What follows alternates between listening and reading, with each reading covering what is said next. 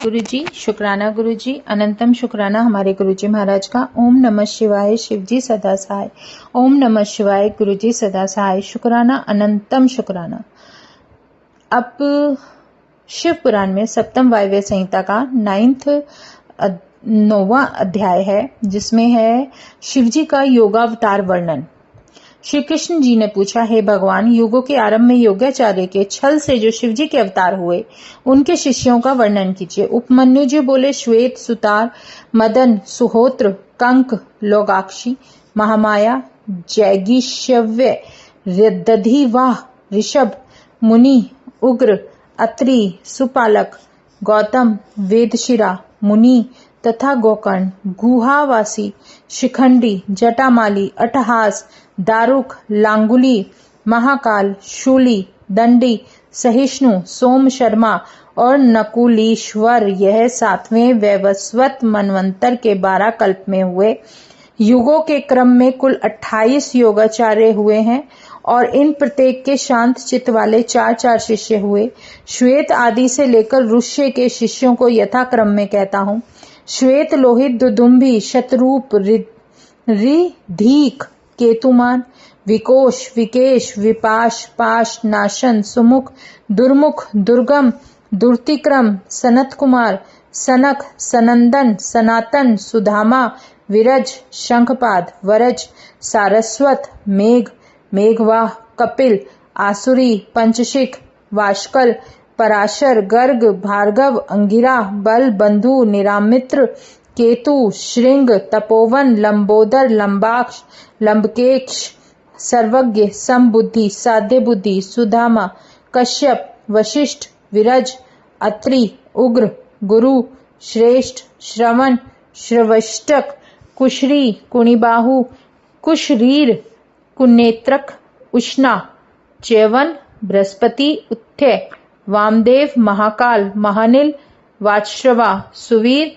श्यावक, यतीश्वर, हिरण्यनाभ, कौशल्य, लोकाक्षी, कोथमी तथा सुमंतु, जैमिनी, कुबंध, कुश, कंधर, प्लक्ष, दार्भायनी, केतुमान, गौतम, भल्लवी, मधुपिंग, श्वेतकेतु, उशिज, बृहदश्च, देवल, कवि, शालहोत्र, सुवेश, शंभूक, आश्वलायन, अक्षपाद, करातद, उलूख, वत्स, कुशिक, गर्ग, मित्रक और ऋष्य। ये सभी योगाचार्य स्वरूप महेश के शिष्य हैं, जिनकी संख्या 112 होती है। ये सभी पाशुपत व्रती और शरीर में भस्म लगाने वाले, सर्वशास्त्रार्थ के तत्वज्ञ, वेद वेदांग के पारंगत, शिव के आश्रम से प्रेम करने वाले, शिव ज्ञान परायण, सर्वसंग विनिर्मुक्त, एक शिव में आसक्त, चेतना वाले, शीतोष्ण द्वंद सहने वाले, धीर, सब भूतों के हित में रत, मृदु, स्वस्थ, जित क्रोध और जितेंद्रिय, रुद्राक्ष, माल्यधारी, मस्तक पर त्रिपुंड लगाने वाले, शिखाओं की जटा, सब जटा, बिना जटा के मुंड, सिर वाले, फल फूल भोजी, प्राणायाम परायण, शिवाभिमान संपन्न, एक शिव ही ध्यान में तत्पर, संसार रूपी विष वृक्ष के अंकुर को नष्ट करने वाले और शिवपुरी में जाने को कटिबद्ध हैं। जो इन श्वेतादिकों को आचार्य मानकर नित्य शिवार्चन करता है, वह शिव सायुज्य को पाता है। इसमें और कोई भी विचारणीय नहीं है। 10वां अध्याय है शिव भक्ति का महात्म्य।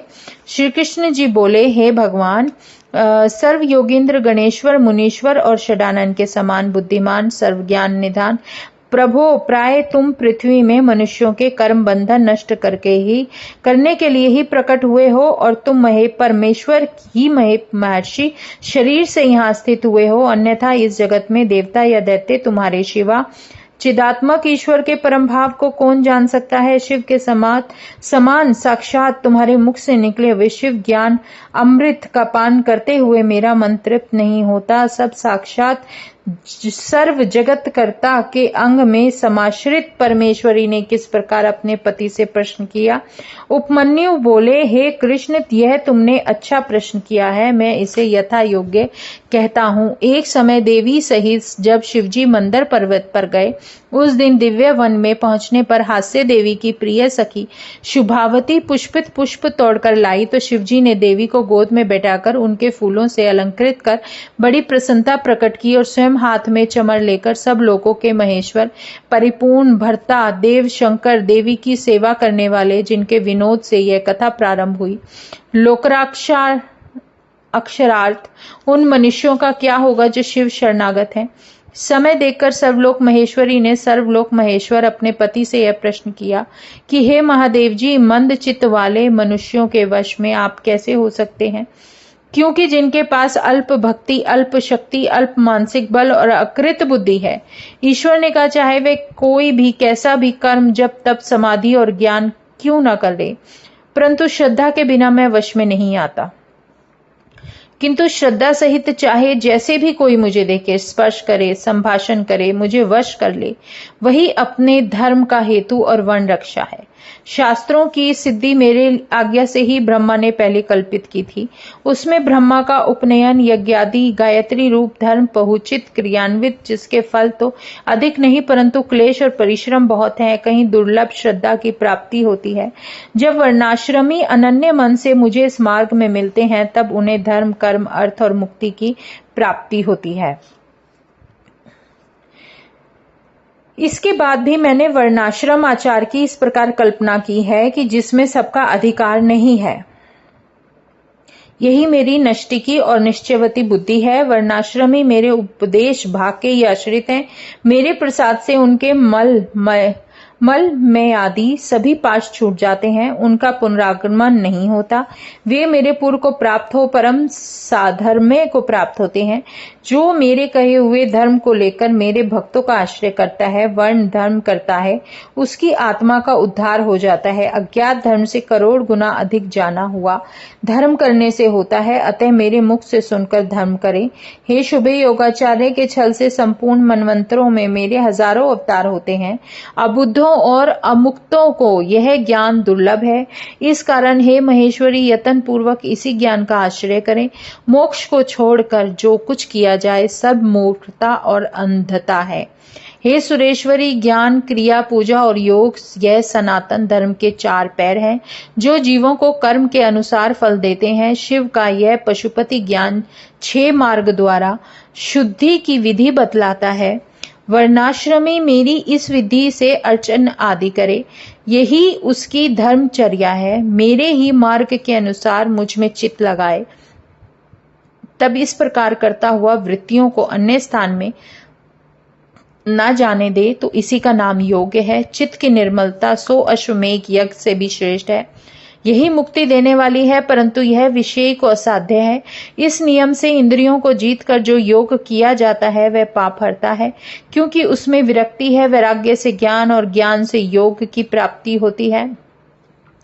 योग को जानने वाला पतित भी मुक्त हो जाता है। सर्वदा दया करना, अहिंसा और ज्ञान का संग्रह करना, सत्य भाषण, चोरी ना करना, आस्तिक, कल्पना, श्रद्धा, इंद्रिय निग्रह, पढ़ना और पढ़ाना, यज्ञ करना, यज्ञ कराना, ध्यान, ईश्वर भाव और सदैव ज्ञानशीलता, जो ब्राह्मण इस प्रकार ज्ञान योग की सिद्धि करता है, उसे शीघ्र ही वह ज्ञान योग प्राप्त हो जाता है कि जिस ज्ञानाग्नि से योगी क्षण मात्र में ही शरीर भस्म करता है।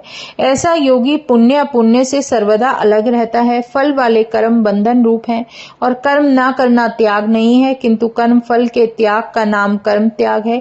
पहले कर्म यज्ञ से बाहर मेरी पूजा करे, फिर ज्ञान यज्ञ में प्रीति करता हुआ योग करे। जो ऐसा करता है उसको मिट्टी भी कांचन के समान प्राप्त हो जाती है, परंतु जो नित्य मेरे भक्त हैं, ज्ञान योगरत हैं, वे मेरे सायुज्य को प्राप्त होते हैं। मेरा भजन 3 प्रकार से होता है, मन, वाणी और काया से। जप, कर्म, तप, ध्यान और ज्ञान, इस 5 प्रकार से मेरा भजन करे। अन्य आत्माओं से जो विदित होती है वह बाह्य पूजा कहलाती है, और जो अपने आप में जानता है वह अभ्यंतर पूजा है। मनो में चित है जिसे मनोमात्र कहते हैं। मेरे नाम में जिसकी वाणी निरत है वही सार्थक है, जो नाम रहित है वह कुछ भी नहीं है। जो मेरे शासनादेश के लिंग और त्रिपुंड आदि में अंकित हो मुझे बजता है, वह कामिक पूजन है। इस प्रकार की मेरी पूजा बाह्य कर्म है। यदि मेरी आज्ञा से रहित हो उसका यज्ञ आदि कर्म व्यर्थ है। मेरे निमित्त देह को सुखाना ही तप है, अन्य नहीं। जप, पंचाक्षर का अभ्यास, प्राणायाम का अभ्यास, रुद्राध्याय का अभ्यास, यही अभ्यास है। और पंचाक्षर आदि यो रहित हो तो वह वेदाभ्यास भी कुछ नहीं है। ध्यान पूर्वक मेरे रूप का चिंतन ही समाधि है, और आत्मा के निमित्त समाधि नहीं, मेरे शास्त्र के अर्थ का ज्ञान ही ज्ञान है, अन्य को जानना नहीं। हे देवी, जहाँ प्रीति हो पूर्व जन्म की वासना के अनुसार वही प्रीति करे। बाह्य से अभ्यंतर की पूजा 100 गुनी अधिक फल देने वाली है, क्योंकि बाह्य दोष की भी प्राप्ति होती है। जिसका अंतःकरण शुद्ध ना हो वह पवित्र भी अपवित्र है। कृत्य और तृप्त मनुष्य में मेरा क्या हो सकता है, परंतु जो भी भीतर बाहर एक सा हो उसी के भाव मुझे चाहिए। एकमात्र से भाव करना ही क्रिया है, और यही मेरा सनातन धर्म है। मन, वचन और कर्म से भी किसी फल की अपेक्षा नहीं करनी चाहिए।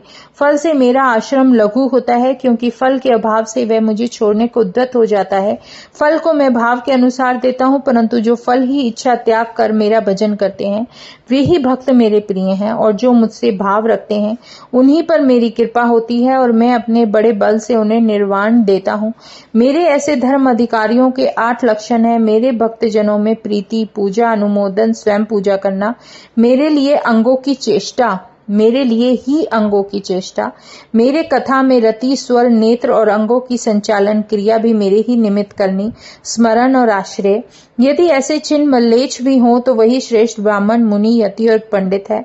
चतुर्वेदी भी मुझे उतने प्रिय नहीं जितना मेरा चंडाल भक्त श्रेष्ठ है।